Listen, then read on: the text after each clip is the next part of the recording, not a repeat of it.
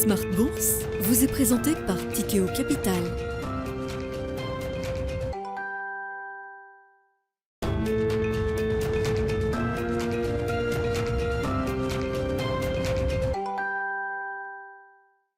Bonjour à tous et bienvenue dans Smart Bourse. Smart Bourse, votre rendez-vous bourse 2 fois par jour en direct sur Bismart à 12h30. Tout d'abord, une demi-heure pour prendre le pouls des marchés à la mi-journée avant la grande édition du soir à 17h. Cette fois-ci, 1 heure pour décrypter les enjeux de marché. Ensemble, donc en direct sur Bismart. Mais je vous rappelle que vous pouvez retrouver toutes les émissions en replay sur bismart.fr ou également en podcast sur toutes les plateformes de podcast. Et au sommaire de cette édition, nous évoquerons évidemment les chiffres de l'inflation de part et d'autre de l'Atlantique et leur impact éventuel sur les stratégies des banques centrales ainsi qu'évidemment leur politique monétaire. En Europe, tout d'abord, les prix à la consommation ressortent en hausse de 9,2% en rythme annuel en décembre, un niveau d'inflation que l'Europe n'avait pas connu depuis août dernier, grâce notamment au recul des prix de l'énergie et du gaz sur la période. Faut-il pour autant y voir un pic d'inflation en Europe dépassé à ce stade? Il est peut-être trop tôt pour en parler, mais nous poserons évidemment la question à nos invités dans un instant. Outre-Atlantique, les prix à la production affichent de leur côté un recul de 0,5% par rapport au mois de novembre, donc en décembre toujours, un chiffre 5 fois plus élevé qu'attendu, enfin un recul 5 fois plus conséquent qu'attendu, qui met là aussi en lumière un recul des prix de l'énergie, puisque dans sa version core, à savoir hors alimentation et énergie, les prix à la production progressent sur un mois de 0,1%. Dans ce contexte, les marchés continuent sur leur lancée de début d'année. Les marchés américains sont tous orientés à la hausse à l'heure actuelle. Le Nasdaq affiche par exemple une progression d'environ 6% depuis le début de l'année, et ce malgré les difficultés que peuvent connaître certains grands noms de la tech, à l'instar de Microsoft qui a confirmé aujourd'hui supprimer jusqu'à 10 000 emplois en raison de la conjoncture économique. En Europe, la question abordée en plateau sera bien sûr: jusqu'où peut aller le CAC 40 alors qu'il se rapproche tranquillement de ses plus hauts historiques? Le CAC 40 qui évolue actuellement aux alentours des 7100 points et qui affiche une progression de plus de 9% depuis le début de l'année. Nous commenterons évidemment cette performance du CAC 40 avec nos invités dans Smart Bourse. Et puis nous finirons cette édition de Smart Bourse à 17h avec un point sur les flux ETF et la gestion indicielle en 2022. Nous nous demanderons quelles ont été les grandes thématiques d'investissement recherchés par les investisseurs et quelles sont les tendances qui commencent à émerger pour 2023. Nous aurons le plaisir de recevoir en fin d'émission pour en parler Arnaud Linas, responsable de la ligne métier ETF indiciel et Smart Beta d'Amundi. On se retrouve tout de suite dans Smart Bourse.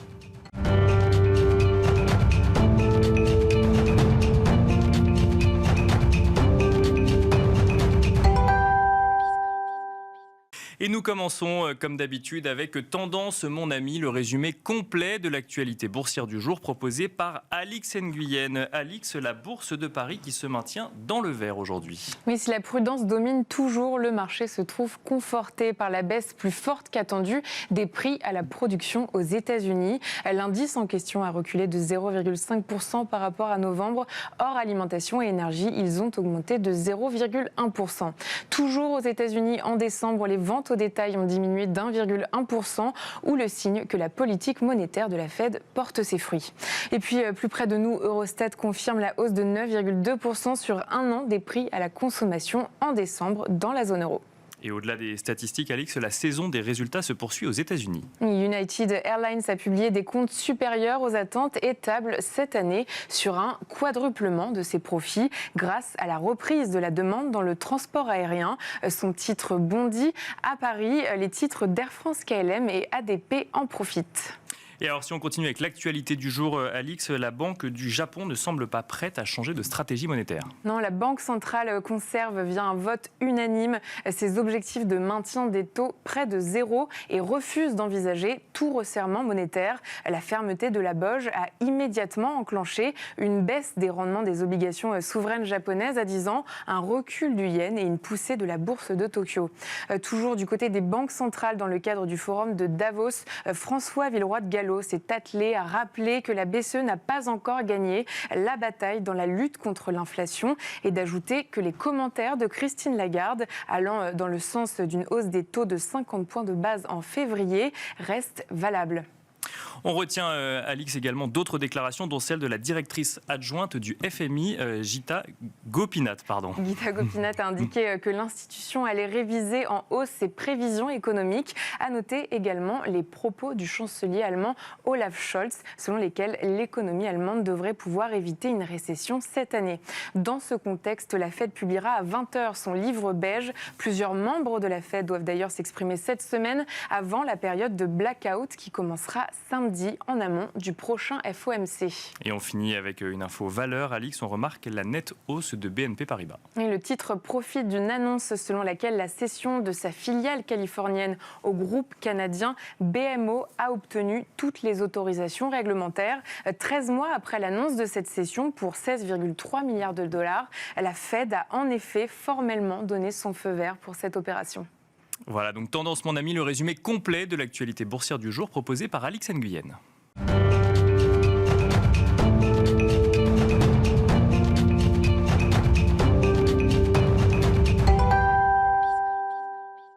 Et c'est parti pour Planète Marché, une quarantaine de minutes pour décrypter ensemble l'actualité politique, économique et surtout financière. Pour en parler, nous avons le plaisir d'être accompagnés ce soir par Stéphane Déo, tout d'abord responsable de la stratégie de marché chez Ostrum. Bonjour Stéphane Déo. Bonjour. Bienvenue sur le plateau de Smart Bourse. Nous avons le plaisir d'être accompagnés également par Céline Picmal-Prade. Bonjour Céline Picmal-Prade. Bonjour Nicolas. Bienvenue sur le plateau de Smart Bourse. Vous êtes présidente de Picmal Houghton Investment et nous avons le plaisir d'être accompagnés aussi par Nicolas Forest. Bonjour Nicolas Forest. Bonjour. Vous êtes Global Head of Fixed Income chez Candriam. On va commenter ensemble l'actualité financière. On va commencer avec vous, Stéphane Déo. On l'a mentionné dans Tendance, mon ami. On aurait pu s'attendre à un changement de politique monétaire de la Banque centrale japonaise. En tout cas, si on regardait le marché s'y attendait, pensant que ce dernier bastion finalement de la politique accommodante céderait aux pressions inflationnistes dans le pays. Finalement, ça n'est pas arrivé. Que faut-il en conclure? Que faut-il comprendre, Stéphane Déo? Alors, il faudra expliquer un peu ce qui s'est passé. C'est-à-dire que les banques centrales, depuis une petite dizaine d'années, font beaucoup de QE. C'est-à-dire qu'ils achètent des papiers pour faire descendre les taux d'intérêt. En fait, vous avez deux façons de faire du QE. Il y a la façon Fed, BCE, qui est de dire « je vais acheter tant de milliards tous les jours, toutes les semaines ou tous les mois ». Et donc, ils fixent les volumes. Et donc, le marché s'ajuste sur le prix. La Banque du Japon fait différemment. Elle dit « moi, je veux des taux à tel niveau ». Et donc, j'achèterai tout ce qu'il faut acheter. Donc, elle fixe le prix, le taux d'intérêt, et c'est le marché qui va lui donner des volumes. Ce qui s'est passé en décembre, c'est que la Banque du Japon a augmenté son taux plafond. Elle était à 0,25 sur le 10 ans japonais, elle est passée à 0,50. Alors évidemment, la première question que le marché a posée, c'est vous passez à 0,50, quand est-ce que vous passerez à 0,75, quand est-ce que vous passerez à 1? Et comment le marché pose la question? En balançant énormément de papier. On a battu lundi le record historique de rachat de papier par la Banque du Japon. D'accord. Record qui tenait de la veille, c'est-à-dire le vendredi précédent, qui lui aussi était très très supérieur à ce qu'on avait vu avant. Donc en gros, le marché s'est dit, ça y est, ils vont lâcher, et donc on leur vend énormément de papier. Je pense que la situation n'est pas tenable. Tout simplement parce que la Banque du Japon s'est mise dans une situation où le marché n'y croit pas vraiment. Vous avez les taux sur les emprunts japonais qui sont donc plafonnés à 0,5. Par contre, vous avez les swaps, c'est-à-dire le prix des taux d'intérêt interbanques qui, eux, ne sont pas plafonnés puisque la Banque du Japon n'agit pas. Bien sûr. Là, on a touché 1% cette semaine. Donc le marché, très clairement, dit ce 0,5, il n'est pas tenable. Vous allez être obligé à un moment donné de jeter l'éponge. Pour autant, ce n'est pas ce que fait la Banque du Japon cette nuit. Oui. Après, il ne faut pas aller plus vite que la musique. On s'attendait à ce que la Banque du Japon passe de 0,25 de plafond à 0,50. Mais à peu près tout le monde s'attendait à ce que ce soit quelque part sur le premier trimestre, voire début deuxième trimestre cette année. Ils ont été plus rapides, ils l'ont fait dès décembre, ce qui est, une fois de plus, le pas n'est pas une surprise, le timing l'est, c'est un peu plus tôt qu'avant. Donc là, on était en train de dire, ils vont faire 25 points de base tous les mois. Je pense on pensait que la dynamique était enclenchée, qu'on allait retrouver finalement des rythmes qu'on a l'habitude d'avoir au sein de la Fed ou la BCE. Ça n'est pas le cas finalement, mais parce que le fonctionnement est différent. Oui, tout à fait. Et puis parce qu'il n'y a pas besoin de remonter les taux aussi rapidement que ça. Donc je pense que le prochain pas est quasiment inéluctable. Après, sur le timing, ils ne sont pas à un mois ou deux près. Mais pour aller plus loin, ce point est vraiment très important. C'est-à-dire que le Japon, ça paraît exotique, les taux sont très bas, il y a très peu d'investisseurs. Mais il faut rappeler que le Japon est le premier créditeur mondial. Il possède, par exemple, les investisseurs japonais ont plus de 1000 milliards de treasuries. C'est plus que la Chine. Donc si, à un moment donné, les taux japonais venaient à monter plus et plus vite, vous avez une alternative forcément. Et donc il y a un risque que les investisseurs japonais vendent leurs treasuries et leur OAT et leur BTP et leur Bund, etc. et rentrent à la maison. Et donc l'impact sur nos marchés peut être très très important. C'est pour ça que ce sujet-là, qui paraît exotique, parce que c'est très loin, le Japon, il y a très peu de nos auditeurs, je pense, qui sont investis directement au Japon. Oui, c'est sûr. Enfin, on n'en sait rien d'ailleurs, mais oui. Mais l'effet sur les marchés européens et américains peut être vraiment très très important si la Banque du Japon venait à aller beaucoup trop vite. Céline Picmal-Prade, toujours sur cette décision de politique monétaire donc de la Banque centrale japonaise, ce qui nous amènera à évoquer les autres banques centrales. Vous avez été surprise par ce maintien finalement de politique monétaire, alors qu'on pouvait lire avant un certain nombre d'observateurs, de commentateurs, que la Banque centrale japonaise devrait normalement, ou en tout cas on pouvait s'attendre à ce qu'il y ait un changement? Alors moi, je suis tout à fait d'accord avec ce que disait Stéphane à l'instant. Et il faut remettre également les choses en perspective. Le Japon, c'est quand même un pays qui a vécu en déflation pendant très longtemps. Donc, on a des problématiques. Alors, je vous invite peut-être à pousser un petit peu votre micro pour qu'on vous entende bien, plutôt vers l'arrière. Ouais, voilà, parfait, c'est parfait. Non, donc effectivement, c'est un pays qui, depuis 40 ans, se bat avec la déflation. Donc là, on a eu depuis une inflation qui a un peu augmenté à 3,7%. Donc effectivement, ça peut être vu pour nous comme une mauvaise nouvelle. Pour eux, c'était quand même plutôt une bonne nouvelle. D'accord. On a vu qu'ils étaient englués dans ces problématiques depuis longtemps. Maintenant, la probabilité effectivement qu'on arrive au bout du chemin pour la Bank of Japan est importante. Donc la probabilité qu'on ait un affaissement du yen supplémentaire compte tenu du niveau actuel du yen est faible. Donc on a une probabilité plus importante d'avoir un redressement du yen par rapport aux autres devises. Et ce qui est intéressant, c'est qu'on a une bourse japonaise qui est très exposée à la Chine. Et la grande surprise quand même de ce début d'année et de cette fin d'année 2022, ça a été la réouverture de la Chine. Et on voit qu'il y a un nouveau poumon qui est en train de s'ouvrir pour le monde, avec potentiellement une croissance supérieure à ce qu'on avait anticipé. Et le pays qui est le plus exposé à la croissance chinoise, c'est le Japon. Et ce qui est intéressant, c'est que le marché japonais a été extrêmement délaissé au cours des dernières années. Et donc aujourd'hui, on a la combinaison potentiellement d'une revalorisation de la devise et d'une revalorisation des actions japonaises, ce qui rend ce marché particulièrement intéressant. Et on voit qu'on a des sociétés aujourd'hui qui traitent à des multiples extrêmement attractifs, des sociétés domestiques, mais également des sociétés exportatrices. Je pense par exemple à un Fanuc qui est leader des machines-outils. Je crois que je ne l'avais pas vu aussi bas depuis le tsunami de 2011. Et pourtant, lors du tsunami de 2011, la bourse japonaise avait beaucoup baissé. Donc, il me semble que ce marché japonais est aujourd'hui un marché intéressant dans un environnement qui peut être un petit peu plus complexe ailleurs, notamment aux États-Unis, où on a des incertitudes, mais on en parlera sûrement beaucoup plus tout à l'heure. Si je reviens sur cette décision de Banque centrale, si la Banque centrale japonaise devait être moins accommodante dans les mois qui viennent, est-ce que ce que vous venez de nous décrire comme marché japonais devrait être se complexifier un petit peu également ? Je pense pas. Je pense que effectivement, le marché est toujours là pour anticiper. On anticipe déjà qu'il va y avoir un changement de politique de ce côté-là. Quelque part, ça va plutôt rassurer le marché, que finalement, on reprenne un petit peu le contrôle et qu'on ne parte pas dans une inflation non contrôlée. Et je pense que, à l'inverse, on devrait avoir un repositionnement des investisseurs étrangers sur ce marché, sachant que je pense que la grosse problématique qu'on va avoir pour 2023, ça va être la progression des bénéfices. Je pense que 2022, d'ailleurs, je trouve que c'était assez fascinant d'écouter les nouvelles tout à l'heure de la personne qui a parlé avant nous. On n'a parlé que de banque centrale. Donc on ne parle plus que de macroéconomie. C'est intéressant, mais pour les marchés financiers, il y a bien entendu les taux d'intérêt. Mais il y a également un autre moteur qui est les bénéfices d'entreprises. Bien sûr, mais il se trouve que depuis 2 ans, la boussole, c'est les banques centrales. En 2022, on s'est fait complètement secouer parce que personne n'avait anticipé les mouvements sur les taux d'intérêt et le resserrement de la liquidité. Ça, maintenant, c'est bien intégré. Donc, les valorisations ont été secouées. Maintenant, en 2023, la question qui va se poser, c'est où est-ce qu'on va avoir de la croissance de bénéfices ?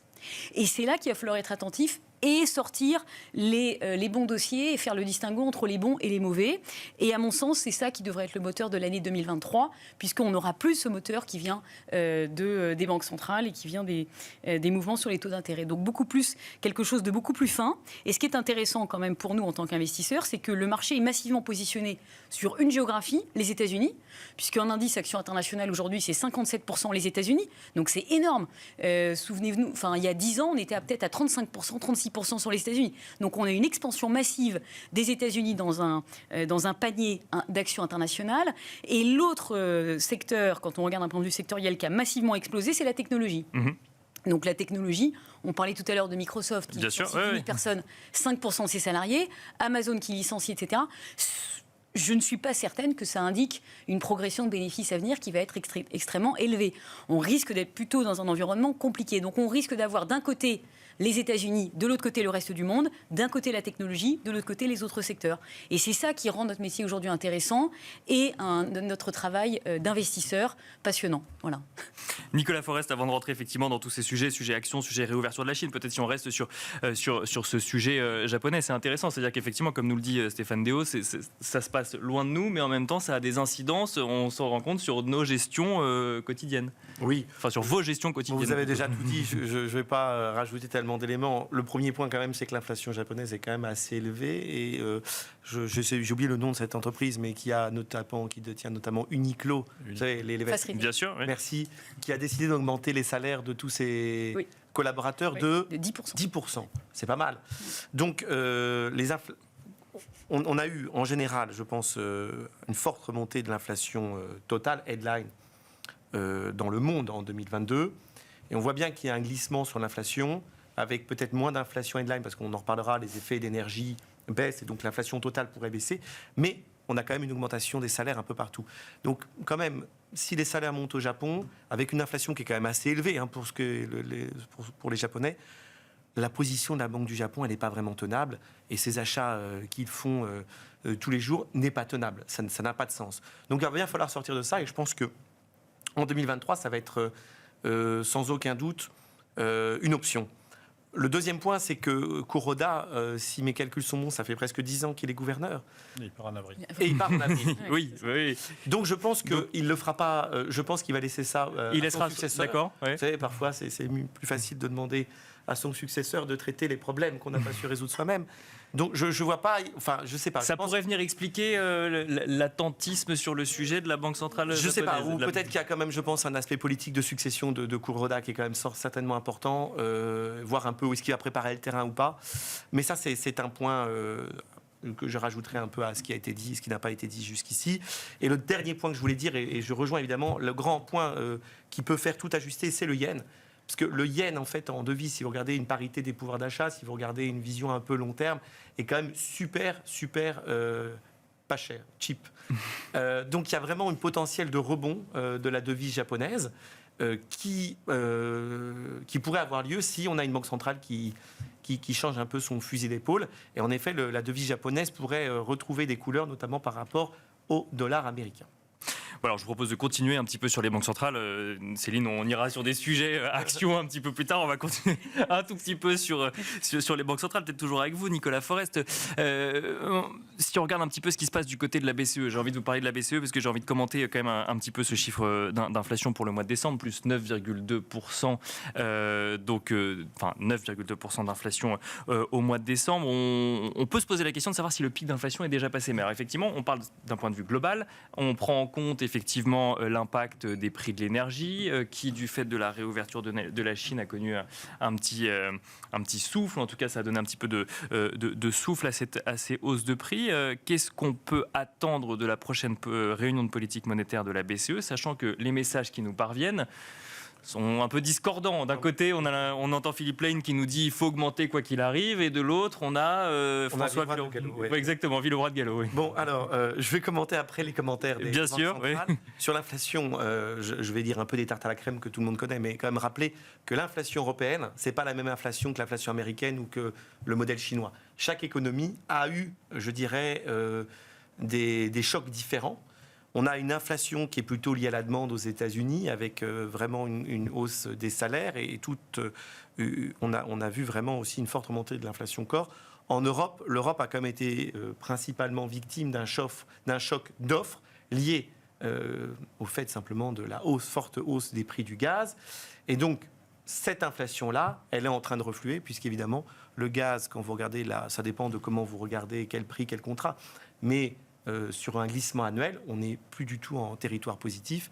On est revenu quasiment flat sur l'évolution de certains contrats de prix du gaz, qui fait qu'en effet, je dirais que l'inflation totale européenne devrait baisser et la composante énergie y sera pour beaucoup. Mais, et c'est ce qu'on disait tout à l'heure, il y a beaucoup d'éléments dans l'inflation européenne qui indiquent quand même qu'il y a des effets de second tour et on voit beaucoup d'éléments sur le panier de l'inflation qui progressent, notamment les prix de la nourriture que tout le monde constate au quotidien. Avant même les effets de second tour, si on reste sur le sujet énergie, alors effectivement, là, on a des prix du gaz qui baissent, mais on a quand même un grand pays qui rouvre, qui s'appelle la Chine, qui aujourd'hui a du stock, qu'on aura peut-être moins demain. Est-ce que du coup, il faut s'attendre à ce que... Bien sûr, ça c'est une question de séquence. C'est notamment quand vous êtes un investisseur de marché, c'est la question de séquence. C'est-à-dire qu'il faut timer un peu vos investissements.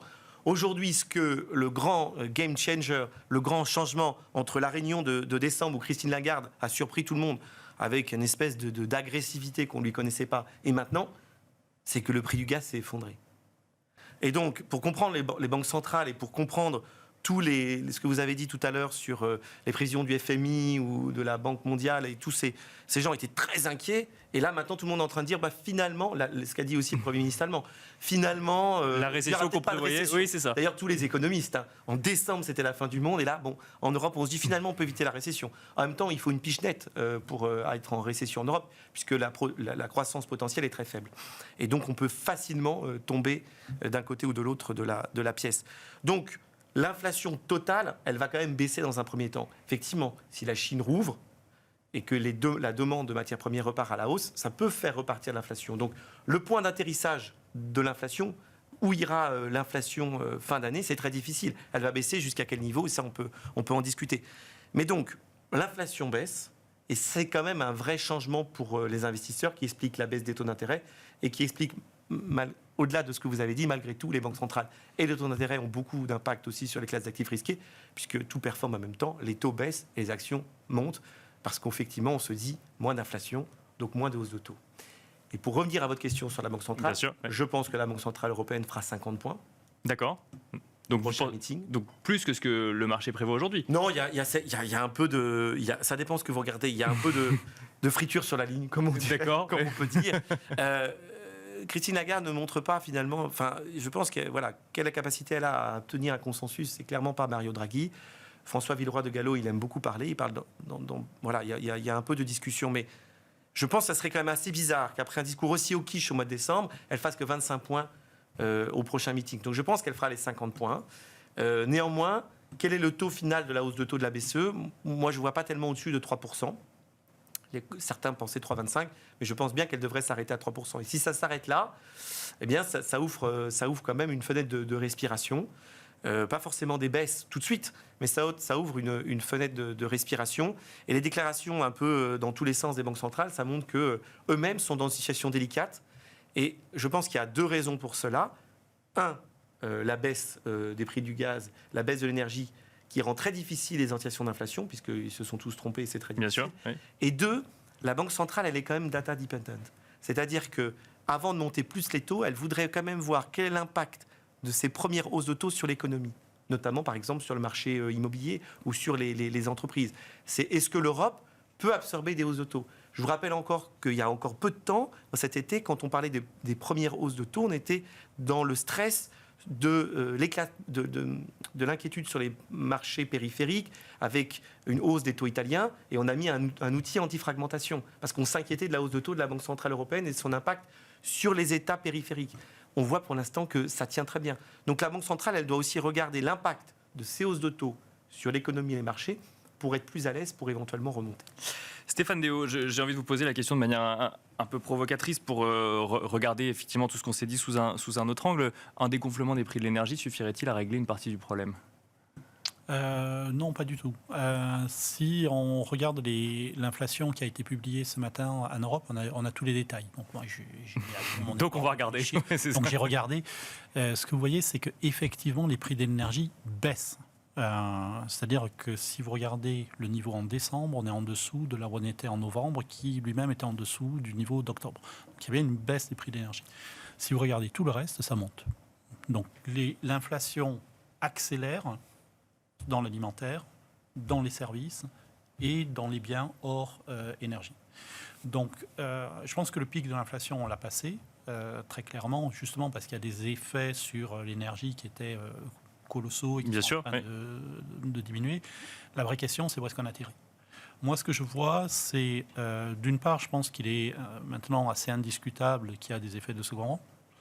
Juste pour vous donner un ordre de grandeur, vous avez quand même 75% des secteurs qui ont une inflation au-dessus de 3% à l'heure actuelle. Donc, vous avez quand vous achetez quelque chose, vous avez les 3/4 de la proportion qui est 3% au-dessus de l'année dernière.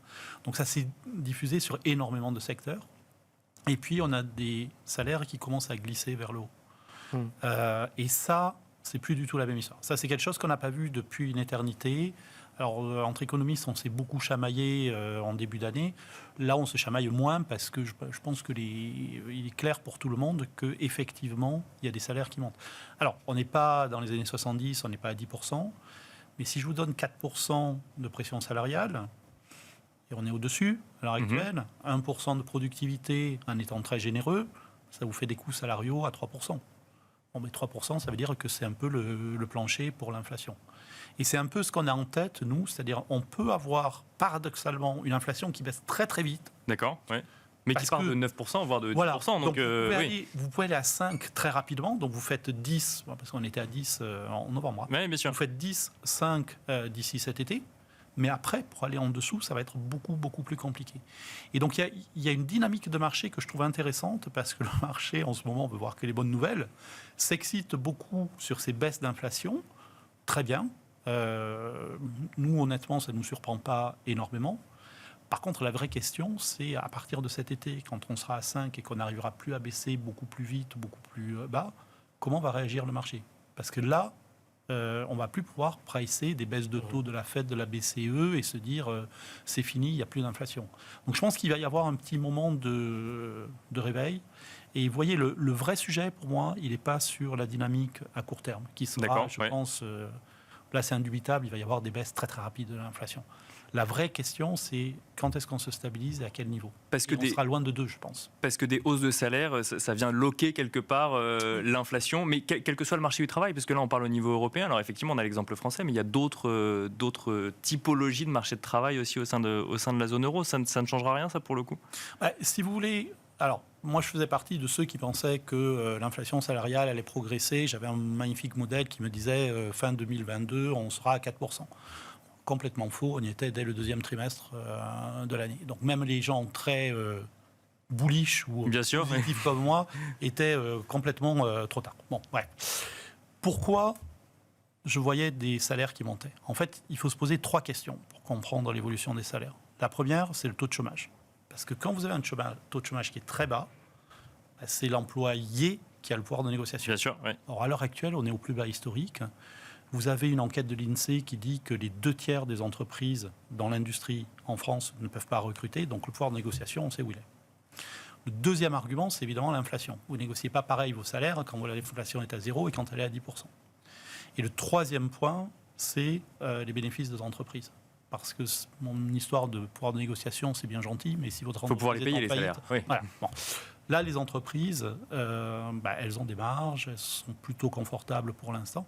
Donc, vous voyez, vous avez tous les ingrédients pour avoir des pressions salariales. Une fois de plus, je ne vous dis pas qu'on va aller à 10, à 15%, mais qu'on se stabilise sur du 4-5, ce n'est pas du tout aberrant. Et donc, vous avez un effet plancher, un effet mémoire sur l'inflation qui empêche l'inflation de redescendre gentiment sur le 2% que vise la BCE, la Fed. Et donc, ça va prendre un peu plus de temps, je pense, qu'attendu. Donc le sujet n'est plus tellement le pic, mais est-ce qu'on arrivera à redescendre suffisamment sur cette inflation en zone euro? On peut peut-être continuer avec vous, Céline Picmal-Prade. Alors peut-être un commentaire sur une politique banque centrale avant de regarder un petit peu le comportement des marchés. Je lisais, moi, que la hausse de 25 points de base lors de la prochaine réunion de politique monétaire de la BCE était actée. Nicolas Forest nous parle plutôt de 50 points de base. Comment est-ce que vous voyez, vous, cette prochaine réunion de politique monétaire de la BCE? Je suis tout à fait d'accord avec tout ce qui a été dit à l'instant. D'accord. Moi, je pense qu'effectivement... consensuel. On est dans un environnement de resserrement monétaire. Oui. On est dans un environnement où il y a toujours de l'inflation. On est dans un environnement où, pour l'instant, il n'y a pas de pivot. Et là où je suis un petit peu étonnée, c'est quand j'entends le marché qui me dit on va avoir un pivot au deuxième semestre. Oui. Je pense que c'est un tout petit peu optimiste parce qu'effectivement, comme on l'expliquait tout à l'heure, il y a une inflation sous-jacente dont on ne connaît pas l'ampleur. Et à mon sens, il y a un énorme tremblement de terre qui a eu lieu à partir de 2020, qui est un petit peu la réplique de ce qu'on a eu en 2000. En 2000, on a la Chine qui rentre dans l'OMC. Et donc, on a la capacité pour toutes les entreprises du monde entier de se dire, plutôt que d'aller produire dans mon usine dans le Jura, je vais aller produire dans une usine au fin fond de la Chine. Bien sûr. Et après, ça va me coûter beaucoup moins cher. Je vais profiter d'une main-d'œuvre peu chère et je vais rapatrier tous ces biens chez moi. Et donc, on a eu une déflation en fait importée massive. À partir de 2020 et la crise du Covid, que s'est-il passé? On s'est aperçu que finalement, produire chez soi, produire à l'étranger, ça pouvait être un petit peu compliqué. Parce qu'on s'est retrouvé sans masque, on s'est retrouvé cet hiver sans antibiotiques, on s'est retrouvé avec des problématiques énergétiques. Et donc on s'est dit, eh bien maintenant, d'un point de vue stratégique, il faut qu'on produise chez nous. Et d'un point de vue politique, on ne sait pas si demain, la Chine sera notre allié ou notre ennemi. On a vu que la Russie pouvait basculer du jour au lendemain. Donc on a une problématique géopolitique qui est beaucoup plus complexe que celle qu'on avait il y a 20 ans, où on avait connu la chute du mur de Berlin et donc un monde un petit peu bisounours, où tout le monde était ami. Les choses se sont complexifiées. Donc après le choc de globalisation, on est en train de vivre un choc de rabougrissement, de resserrement, chacun sur son terrain, avec un électorat qui appelle à un vote de plus en plus populiste. Et les votes populistes, on l'a vu avec le Brexit, c'est on se resserre chez soi. Tout ça n'est pas très positif pour faire baisser l'inflation. Parce que quand je relocalise mes usines, eh bien ça coûte plus cher. Voilà. Donc on a un phénomène quand même qui est en train de s'ancrer, qui est très différent de celui qu'on a pu connaître en temps ancien depuis de très nombreuses années.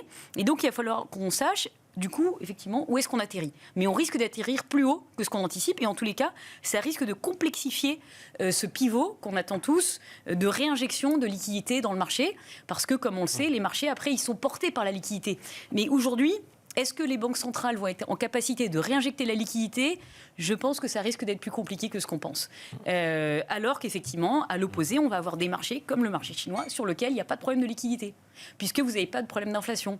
Donc on risque d'avoir des parties, je parlais tout à l'heure des différentes parties du monde, il faut quand même qu'on sorte un petit peu de notre prisme local pour voir les choses de façon plus large et se dire la situation, comme le disait tout à l'heure Nicolas, elle ne va pas être homogène partout. Et c'est ça qui va être intéressant à partir de 2023. Voilà. Il va falloir appréhender les choses avec du recul, en ayant en tête que tout miser sur le pivot de la Fed, c'est sûrement très optimiste. Et qu'il va falloir chercher de l'autre côté. Et la problématique que j'ai avec cette inflation peut-être plus structurelle, c'est que du côté des bénéfices d'entreprise, ça va peser là aussi. Parce que moi, j'ai commencé ma carrière en 2000 chez McKinsey. Quand j'allais voir une entreprise, je lui disais... c'est parfait, vous allez réduire vos coûts avec votre usine à l'étranger. Aujourd'hui, je suis en 2023, est-ce que je vais dire la même chose à une... Non. Oui, bien sûr. Et je parle à beaucoup d'entreprises qui m'expliquent qu'elles sont en train d'ouvrir des usines dans le Texas, et elles sont en train d'ouvrir des usines en Europe de l'Est. C'est très bien, mais c'est plus cher. Voilà. Donc ça va peser sur les marges d'entreprise. On parlait des salaires tout à l'heure, ça va peser aussi. Donc on ne pourra pas tout avoir. On ne va pas avoir le beurre, l'argent du beurre, la crémière, ça ne marchera pas. Et pour autant, on a un CAC 40 qui actuellement est aux environs des 7100 points. Donc on a des marchés qui applaudissent avec près de un peu moins de 10% de hausse depuis le 1er janvier. Donc il y aura effectivement, peut-être que dans cette poche du CAC 40, il y a des sociétés qui augmentent, qui voient leur cours de bourse augmenter à bon escient parce qu'il va y avoir des surprises du point de vue de leurs profits, mais d'autres qui peut-être vont décevoir. Et c'est là que ça sera intéressant de voir qui délivre des croissances supérieures, qui profitent en fait, parce qu'il y a des gens, il y a des entreprises qui vont profiter de cet environnement-là qui est en train d'être totalement nouveau. J'ai écouté l'interview de Olaf Scholz qui a parlé, le chancelier allemand, ce week-end. Il expliquait: nous sommes en train de connaître une révolution industrielle comme on n'en a pas connue depuis la fin du 19e siècle. On a eu une première révolution industrielle, une deuxième à la fin du 19e siècle avec l'arrivée de l'automobile, l'électricité, le pétrole. Et aujourd'hui, la révolution industrielle, c'est l'arrivée des nouvelles sources d'énergie, l'éolien, le solaire, les voitures électriques. Donc c'est une révolution. Et cette révolution, comme il le disait très justement, elle va entraîner des dépenses d'investissement massives. L'Agence internationale de l'énergie attend une multiplication par 2,5 des dépenses d'investissement pour se mettre dans ce nouvel environnement énergétique. Et donc il y a des entreprises qui sont peut-être dans celles qui ont progressé depuis le début de l'année, qui vont profiter de ce nouvel environnement. Et de l'autre côté, il y a ceux qui vont en pâtir et en souffrir. Donc c'est là où... Attention à l'excès d'optimisme, c'est ce que vous nous dites, ou en tout cas... On peut être optimiste, mais peut-être pas surtout. Voilà, il faut faire attention. Nicolas Forest, sur ce niveau de marché actuellement, c'est vrai qu'on est 7080, 7100 points à l'heure où on se parle. Comment on explique une telle progression depuis le début de l'année ? Bon, alors, il y a plein de choses qui ont été dites. Pour répondre à votre question, il y a deux chocs positifs qui ont surpris toutes les antillations. C'est la baisse du prix du gaz et la réouverture de la Chine. Bien sûr. C'est les deux chocs qui sont deux chocs majeurs et qui font que finalement, on a un marché qui commence en fanfare. Après une année catastrophique, parce que aussi, sur la performance d'un portefeuille agrégé, c'est la pire année depuis 2008. Fondamentalement, quand même, on a une corrélation qui reste extrêmement forte entre les actifs obligataires et les actifs actions. Moi, je suis responsable obligataire, donc il faut bien que je revienne sur mon territoire, bien sûr, que je maîtrise plus les actifs obligataires. Je peux vous poser la question autrement. Est-ce que les marchés de taux inquiètent-ils aujourd'hui ? Enfin, on y voit une grande détente pour le coup. Voilà, tout performe, tout performe et tout est corrélé. Parce que fondamentalement, les gens se disent en effet, il y a moins d'inflation, les banques centrales sont un peu plus relax. Et donc, ça ouvre un peu des perspectives. Et si la Chine rouvre et si la croissance est un peu mieux, voilà. Alors, je rejoins ce qui a été dit, c'est que fondamentalement, si les banques centrales ne baissent pas les taux en 2023 et doivent maintenir un niveau suffisamment élevé de taux d'intérêt pour faire baisser, ralentir l'économie, eh bien oui, le marché est sans doute un petit peu optimiste. Je rejoins ce que vous dites. Si on regarde par exemple le marché du crédit, que je suis, par exemple, le marché du crédit à haut rendement, avec les entreprises qui sont un petit peu de moins bonne qualité, ça performe très bien. Mais à un moment donné, on commence à voir, et c'est que le début, des entreprises qui vont se faire downgrader et la réapparition de taux de défaut en Europe et aux États-Unis. Donc, voilà, là, on est dans de la dentelle pour la politique monétaire, c'est pas évident. Aujourd'hui, il y a des effets stabilisateurs qui font que ces deux éléments-là, non seulement font baisser l'inflation, mais c'est le monde parfait où l'inflation est un peu plus basse et la croissance un peu plus élevée. Mais ce monde-là parfait, il ne va pas sans doute perdurer. Et du côté obligataire, bon, on va suivre. Maintenant, si je parle juste du point de vue obligataire, on a connu des années, je dirais, de famine de taux d'intérêt. On n'avait aucun yield, aucun rendement. Bien sûr. Là, on a une bouffée d'oxygène.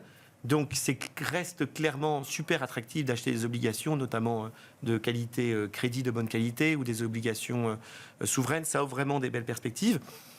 Mais par rapport au niveau général des actifs risqués, ça peut continuer encore. Ça peut continuer parce que les gens sont tous surpris. Je pense qu'il n'y a personne qui s'attendait à beaucoup d'une performance aussi importante. Il y a beaucoup de gens qui s'attendaient mais qui n'ont pas été si longs que ça. Donc, même les gens qui disent « moi j'étais positif », ils ne sont pas longs en masse des actions européennes.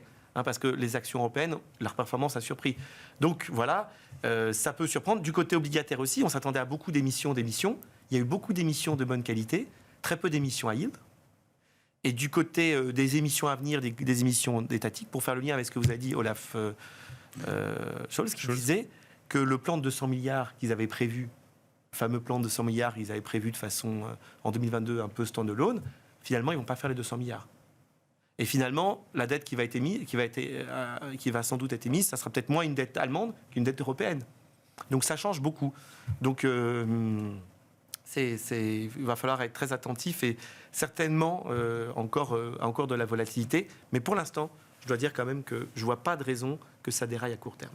Stéphane Déo, sur ce niveau de marché, sur cet optimisme, voire cette euphorie de début d'année sur les marchés financiers, est-ce que c'est un peu trop d'optimisme en ce début d'année ou... Ouais, moi, la façon dont je vois les choses, je pense qu'il y a 3 éléments. Le premier élément, c'est on a des révisions à la hausse du consensus à l'heure actuelle. Alors, il ne faut pas s'exciter. On était à moins 0,1 sur le PIB de la zone euro, on passe à 0. Donc, ce n'est pas extraordinaire, mais au moins, ça glisse vers le bon niveau. Je pense que le consensus était très clairement beaucoup trop bas, et bon, ça, nous, ça fait un moment qu'on le dit. Il y a un deuxième élément, c'est qu'on parle souvent de quel est mon scénario, quel est le scénario central. Moi, le débat que j'avais, par exemple, avec les gérants sur le crédit de mauvaise qualité il y a 1 mois ou 2 mois, c'était oui, effectivement, le consensus est trop pessimiste, la récession sera très mineure, mais il y a la probabilité qu'il y ait un accident et qu'on ait un hiver rude et que... Bien sûr, oui. Bon, ce scénario alternatif, scénario catastrophe, il est en train de converger vers une probabilité 0. Donc, en termes de risque, ce n'est pas du tout la même chose. Donc, en termes de prime de risque, vous ne demandez pas du tout la même prime de risque si vous dites « mon scénario central est le même, mais mon scénario alternatif disparaît ». Et donc, si la prime de risque baisse, les actifs risqués montent, tout simplement. Et c'est marrant parce que cette histoire de... Alors, on s'est chamaillé pendant plusieurs mois, ils me disaient « non, il y a un risque que l'économie s'effondre ». On ne l'a plus du tout. Cette discussion. Alors, c'est peut-être une erreur d'ailleurs, mais on ne l'a plus du tout. Et donc, forcément, si vous avez moins peur, vous prenez moins de primes de risque et donc les actifs risqués montent.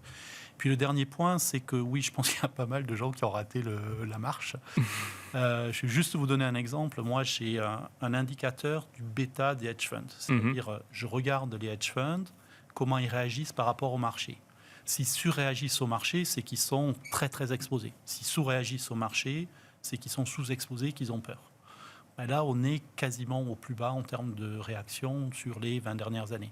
Donc, ça veut dire c'est juste un indicateur. Je peux vous en donner d'autres. Mais donc, il y a beaucoup d'investisseurs qui étaient sous-investis et qui, du coup, rattrapent en début d'année. Ce matin, j'étais à une conférence d'une grande banque américaine. Ils avaient fait la même conférence en septembre. La stratégiste Action avait dit qui est positif sur les actions début septembre.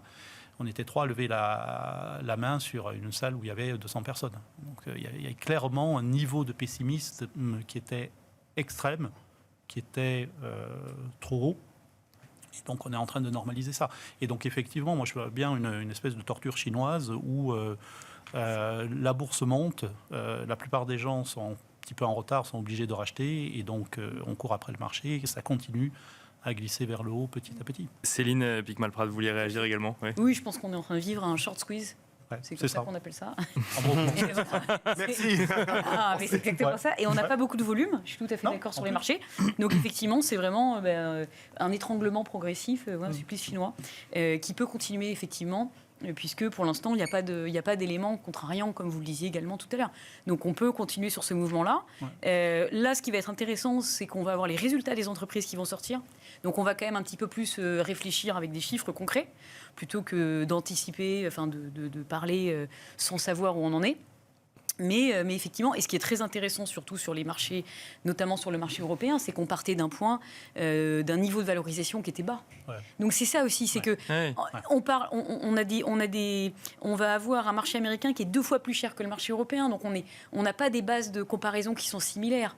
Donc effectivement, c'est un peu comme la hausse du marché chinois. Quand vous avez un marché qui est complètement délaissé, qui est au plus bas depuis 22 ans, la moindre bonne nouvelle, c'est l'étincelle et on fait plus 50%. Donc c'est un petit peu ça qui s'est passé en Chine et qui se passe en Europe également. Mais ça ne veut pas dire que c'est fini non plus, parce qu'il y a des sociétés qui vont profiter, qui sont toujours pas chères malgré la hausse depuis le début de l'année. Et bien justement, alors pour finir, Céline Picmal-Prade, on va commencer avec vous. Qu'est-ce que vous regardez un petit peu dans le contexte actuel de ce début d'année ?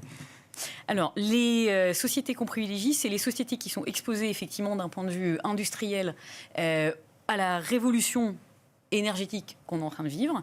Donc, des sociétés, par exemple, comme Schneider, qui est un titre qui a perdu 25% l'année dernière, qui me semble extrêmement bien positionné pour le long terme. Alors, moi, j'ai un axe d'investissement qui est 3-5 ans. Donc, je ne vous dis pas, la semaine prochaine, ça va monter, mais globalement, ils ont des perspectives de croissance qui sont intéressantes. On a toujours une valorisation qui me semble faible, donc ça me semble intéressant.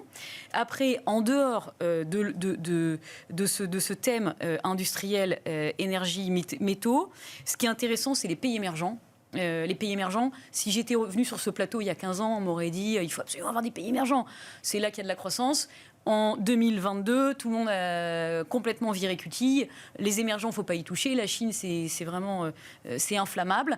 Les marchés émergents nous offrent aujourd'hui des portes d'entrée très attractives, notamment la Chine, le Brésil, surtout pas l'Inde, à l'inverse, sur lequel on a un marché qui est très cher, avec un resserrement monétaire. Donc en Chine, on va avoir des sociétés qui se traitent. Une société qui fait des turbines dans l'éolien, on est à 12 fois les profits pour 30% de croissance. Ça arrive encore en Chine aujourd'hui, malgré la hausse du marché. Rapidement, Nicolas Forest, est-ce que vous regardez également dans le contexte actuel ? Alors, sur le point de vue obligataire, je rejoins l'émergent, parce que l'émergent est aussi intéressant sur le point de vue obligataire, notamment la dette en local, en devise émergente. Donc, investir sur soit un fonds, soit un ETF, soit si vous avez la capacité des bons brésiliens en devise brésilienne, c'est très attractif. Si le dollar se stabilise, ça offre un vrai rendement, c'est intéressant. 2, le crédit investment grade. Aujourd'hui, avant on disait TINA, il n'y a pas d'alternative. Aujourd'hui, si vous avez de l'argent, il ne faut pas le laisser à 0%. Vous pouvez avoir du 3 ou du 4% avec de l'obligataire de bonne qualité en Europe. On ne l'a pas vu depuis 10 ans, donc allez-y. Donc ça, c'est la deuxième investissement. Et puis, il y a toujours de la diversification à travers les actions. Mais je crois que vraiment, c'est les deux axes majeurs, le crédit investment grade de bonne qualité en Europe et les devises émergentes. Et on va finir avec vous, Stéphane Déo, rapidement. Qu'est-ce que vous regardez dans le contexte actuel ? Qu'est-ce qui vous interpelle ? Ce que vient de nous dire Nicolas Forest. m'a volé toutes mes idées. Non, on aime bien le crédit et c'est un peu l'idée qu'on vient de donner. C'est-à-dire qu'on a un resserrement qui devrait continuer. Juste une anecdote, on a commencé à 4% sur le crédit investment grade l'année, c'est la première fois depuis 11 ans qu'on connaît ça. Donc on commence à être payé décemment. Nous, on a un taux de défaut qui monte en fin d'année sur le high yield, mais qui reste juste au-dessus de la moyenne de long terme. Donc on est très très loin du bain de sang que certains prévoient. Donc oui, le crédit, et en particulier le crédit IG qui s'est moins resserré proportionnellement que le high yield, nous semble un bon véhicule. Et on finira là-dessus. Merci beaucoup Stéphane Déo, responsable de la stratégie de marché chez Ostrum. Merci Céline Picmal-Prade, présidente de Picmal Autumn Investment. Et merci Nicolas Forest, Global Head of Fixed Income chez Candria. Mais quant à nous, on se retrouve tout de suite.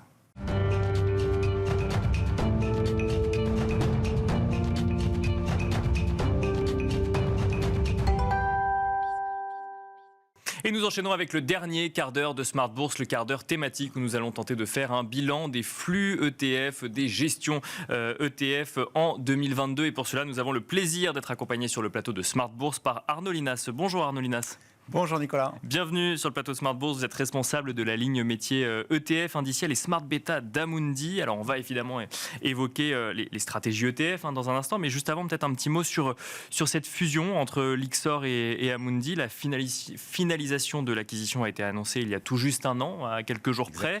Au bout d'un an, où est-ce qu'on en est en matière de rapprochement ou d'ambition, Arnaud Linas ? Effectivement, on fête le premier anniversaire du mariage des deux leaders de la gestion indicielle ETF en France, Amundi et Lyxor. C'était il y a tout juste un an. Et l'ambition était de créer le leader européen des ETF. Et le pari est réussi, puisque un an après, nous sommes effectivement avec presque 14% de part de marché en Europe, le premier acteur européen et le premier acteur français, bien évidemment. Donc, on a beaucoup travaillé tout au long de l'année dernière. L'intégration des équipes au premier trimestre, la fusion des entités juridiques, et puis l'intégration, évidemment, au niveau informatique. Tout ça, c'est extrêmement bien passé. Et on est donc maintenant en marche pour réussir nos ambitions stratégiques, à horizon 2025, plus 50% sur nos encours, donc à horizon 2025, et puis un axe très fort sur l'ESG et le climat en particulier.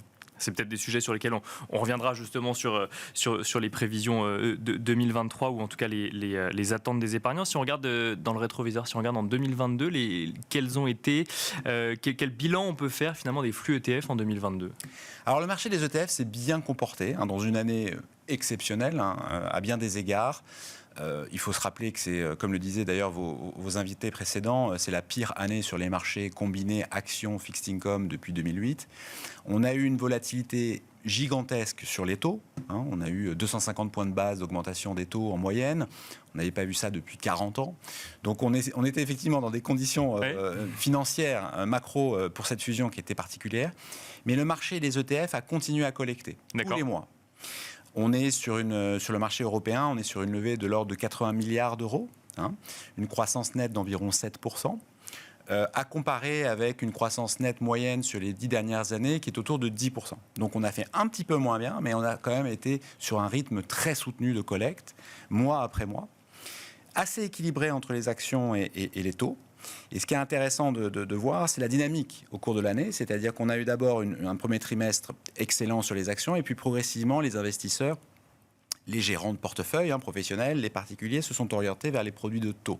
D'accord. Tout au long des mois, progressivement, d'abord sur des maturités courtes, pour éviter justement de prendre de plein fouet l'augmentation des taux, et puis en allant plus loin dans l'année, en se positionnant sur des maturités plus longues. Donc on a eu une activité très dynamique, tout au long de l'année, avec des thèmes nouveaux. C'est vrai qu'on n'avait pas vu des flux sur le fixed income de cette nature depuis très longtemps, avec maintenant des taux à 4%. On espère stabiliser pour les mois qui viennent. On a maintenant un marché plus stable d'investissement de plus long terme, avec des gens qui vont se positionner donc sur la qualité, d'abord sur la dette investment grade, et puis peut-être dans un deuxième temps sur le high yield. Alors, vous mentionnez effectivement des thématiques nouvelles. Vous avez également mentionné une thématique ESG ou en tout cas climat. Est-ce que ça revient aussi dans les recherches de thématiques en matière d'ETF ? Oui, alors l'ESG, l'investissement ESG est un thème majeur dans l'univers indiciel, comme dans toute la gestion d'ailleurs. Sur ces 80 milliards de flux, vous avez à peu près 2/3 sur l'ESG.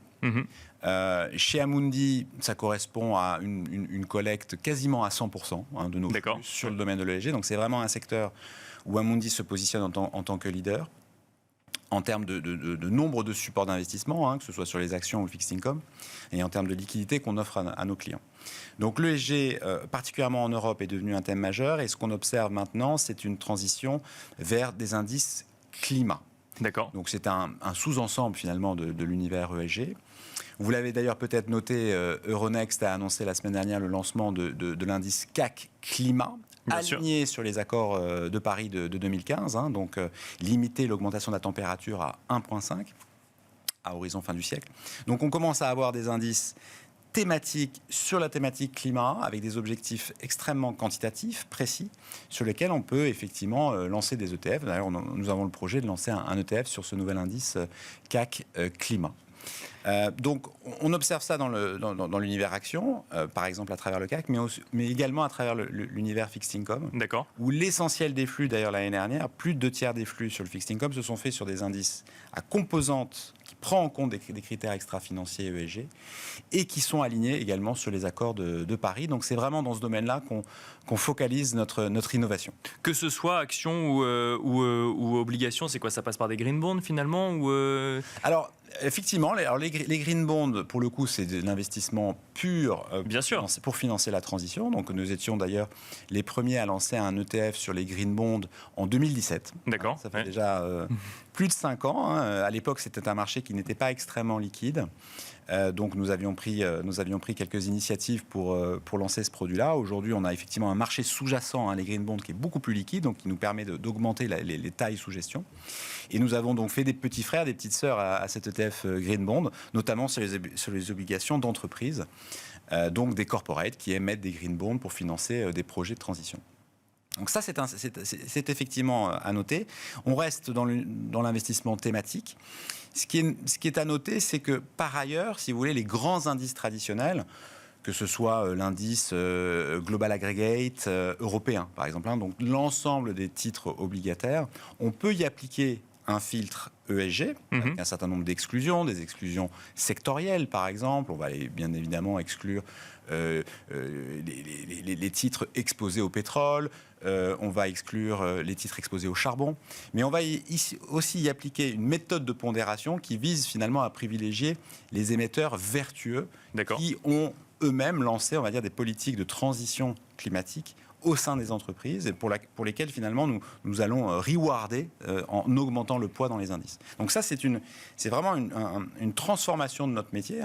On est parti il y a 10 ans sur des indices pondérés par la taille des entreprises, Bien sûr, tout simplement. Et là on transitionne vers des indices qui sont pondérés sur ces critères extra-financiers et en particulier la composante climat. Donc on intègre finalement de l'extra-financier dans une performance qui sera financière à la fin quand même. Tout à fait, tout à fait. On va juste, si vous voulez, orienter les flux, les ETF utilisés par les gérants actifs, utilisés par les particuliers. On va finalement leur donner des supports d'investissement diversifiés, qui va leur permettre d'accompagner la transition énergétique de ces émetteurs dans une logique de diversification maximale. C'est ça qui est important. Donc ça, c'est quelque chose qui est aujourd'hui un thème majeur au niveau des clients institutionnels, qui ont également des feuilles de route de transition, de décarbonation de leur portefeuille, tout simplement. Combien de tonnes de CO2 mon portefeuille émet ? Grâce à ces supports ETF et grâce à ces indices climatiques, ils sont capables de le mesurer et de le gérer extrêmement précisément. Si on regarde un petit peu les perspectives 2023, alors l'année 2023 vient de commencer à la lumière de ce bilan 2022 qu'on vient de faire sur les ETF ou la gestion indicielle. À quoi est-ce que vous vous attendez pour cette année 2023 ? Alors, comme vous en débattiez à l'émission précédente, effectivement, les actions sont parties en fanfare. Nous, ce qu'on observe, c'est des flux sur le fixed income. D'accord, Toujours. Sur le crédit de bonne qualité, investment grade, notamment en zone euro, avec des taux qui se sont stabilisés autour de 4%. Avec souvent donc un filtre ESG et pourquoi pas un filtre climat. Donc là, on a des flux très importants et on pense que la volatilité qu'on a connue dans le marché des taux l'année dernière va se réduire cette année et va nous permettre d'avoir des investissements plus sereins dans la catégorie fixed income. À noter en particulier qu'on va pouvoir découvrir l'intérêt majeur des ETF dans le fixed income, parce que l'ETF, donc fonds cotés, permet d'acheter en une seule transaction des milliers de bonds, de façon liquide et transparente. C'est-à-dire que vous pouvez mettre un ordre, un prix connu sur un panier d'obligations. C'est quelque chose qui est révolutionnaire en réalité, parce que ce n'est pas possible de faire cela à travers les bonds sous-jacents, les indices sous-jacents. C'est un marché souvent qui est OTC, donc il faut passer des coups de téléphone, appeler des brokers. Là, grâce à l'ETF, vous avez en une seule transaction sur le marché réglementé, le marché coté, vous avez accès finalement à tout un spectre d'investissements possibles. La dette d'entreprise, on en a parlé, mais également le high yield, la dette émergente, on en a parlé également tout à l'heure. Donc, on va redécouvrir l'intérêt majeur des ETF sur le marché du fixed income. Quelque part, on a rendu liquide, négociable en bourse, quelque chose qui ne l'est pas. Donc ça, c'est notre métier. Et on pense que les ETF fixed income vont retrouver des couleurs, effectivement, de par ces caractéristiques, on va dire, intéressantes financièrement, des taux significatifs, et également la praticité, la simplicité du produit d'accès marché. Et on finira là-dessus. Merci beaucoup Arnaud Linas d'être venu sur le plateau de Smart Bourse. Je rappelle que vous êtes responsable de la ligne métier ETF indiciel et Smart Beta d'Amundi. Merci beaucoup. C'était un plaisir, merci. Merci à vous également de nous avoir suivis. Je vous invite à retrouver Smart Bourse demain à 12h30 sur Bismart en direct.